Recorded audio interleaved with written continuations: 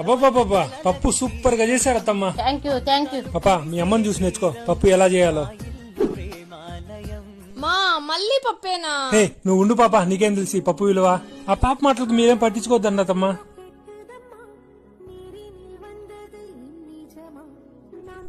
ఎప్పుడైనా నువ్వు ఇలా చేసావా? మళ్ళీ మీ అమ్మని మాట్లాడుతున్నావు. కానీ వేసుకో అల్లుడు. ఏమైంది అల్లుడు? ఏమల్లుడు లేటు? తిను. పప్పే కదా వేయండి. ఒకరేసేది ఏంటి అల్లుడు? కానీ వేసుకో.